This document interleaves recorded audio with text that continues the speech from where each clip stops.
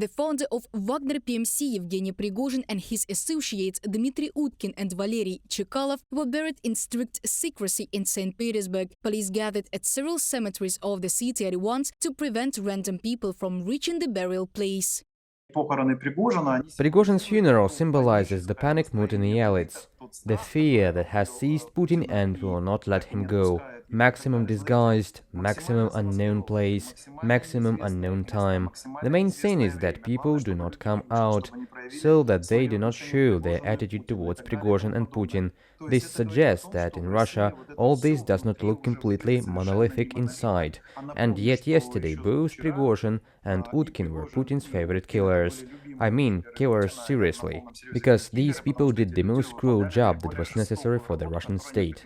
After the death of Prigozhin, Putin eliminates all references to the Wagner mercenaries, both in the information field and in their actual presence in the life of Russia. At the cemetery of PMC Wagner mercenaries in the village of Nikolaevka, Samara region, crosses on the graves were demolished and bulldozers razed them to the ground. After publicity and social networks, local media wrote that instead of the graves, commemorative plates would allegedly be installed.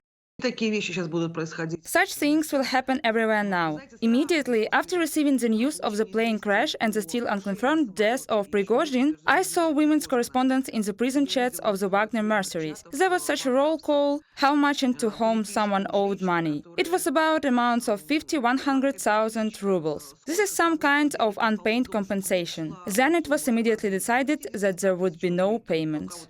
The last hospital where the Wagner militants were treated and rehabilitated was closed in Anapa. They themselves complain that they do not receive payments for wounds and are treated at their own expense. According to experts, Putin will take revenge on the mercenaries until the PMC is completely eliminated. The Kremlin believes that after the elimination of Prigozhin, there is a threat of a new military coup in Russia. Sources close to the authorities told the Moscow Times. According to the security and government sources, the security services are already working to control and prevent a rebellion like that organized by Prigozhin at the end of June.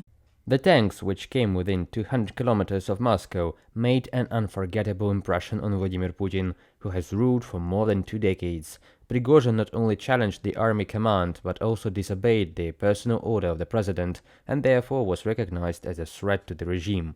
From the Moscow Times article. Representatives of Wagner PMC have already offered their mercenaries to look for another job. This is reported by the publication Important Stories. In Africa and the Middle East, PMC has a serious competition in the form of the Russian Ministry of Defense and the Russian Guard.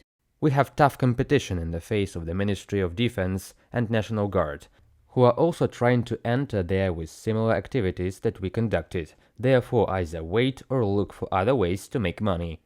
Audio from Important Stories message on Telegram. According to the Wagner as a structure, it was a foregone conclusion: disband and neutralize most of them, take away weapons and equipment, partially invite them to join the troops because the combat capability is more or less high, partially they will go to the National Guard, law enforcement agencies, to Africa, as I was told.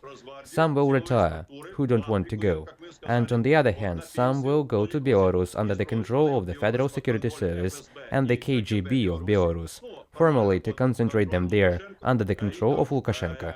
According to experts, after the death of Prigozhin, the Russian regime will continue to eliminate influential people. And the next may be the head of Chechnya, Ramzan Kadyrov, who in May supported Prigozhin's speeches criticizing the military leadership of Russia. Reported by Diana Kolesnik, Victoria Smirnova, UATV News.